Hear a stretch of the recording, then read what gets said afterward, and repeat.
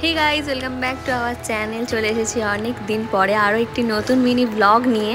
তো সকালবেলা হালকা পাতলা একটু টিফিন করে আমরা বেরিয়ে পড়েছিলাম আজকে ডক্টরের কাছে যাওয়ার জন্য। বেশ কিছু টেস্ট করানোর ছিল, সেই জন্য আগে থেকে আমাদের নাম লেখানো ছিল, তাই আমরা ভেবেছিলাম হয়তো আমাদের খুব একটা বেশি লেট হবে না, কিন্তু ওখানে আমাদের ভীষণ লেট হয়েছিল। যাওয়ার আগে আমাদের এখানে কিছু জেরক্স করার ছিল, সেটাই করে নিচ্ছিলাম।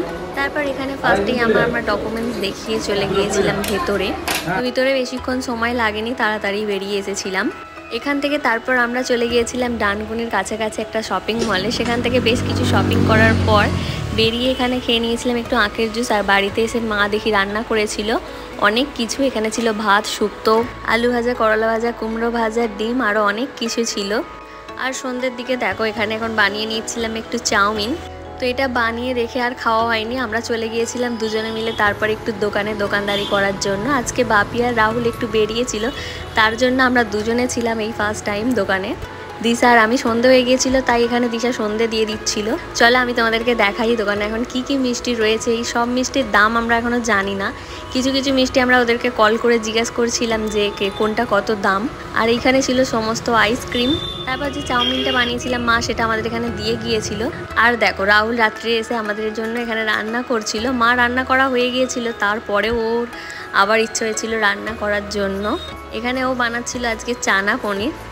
বাপি আর রাহুল সবসময় রান্না করে না, কিন্তু মাঝে সাঝে ওরা রান্না করতে আসে, আর যেই রান্নাটাই করে ওরা ভীষণ টেস্টি হয়। তো অর্ধেক জোগাড় এখানে আমি করেই রেখে দিয়েছিলাম। পনিরটা যেমন ভেজে রেখে দিয়েছিলাম আর আলুও ভেজে রেখে দিয়েছিলাম। এটা নিরামিষ রান্না ছিল আজকে। দেখতেই পাচ্ছ কত সুন্দর কালার নিয়ে এসেছে, আর ভরে ভরে এর মধ্যে বাটার দিচ্ছিল।